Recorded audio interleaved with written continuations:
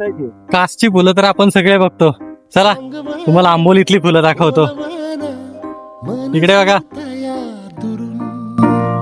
पळतया कळतया वळतय माग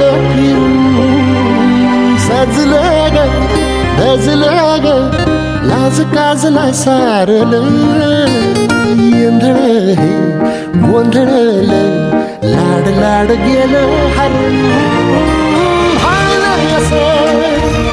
उरात पाल वाया लागलं ते ओढ लागली मनात चळवाया लागलं याड लागलं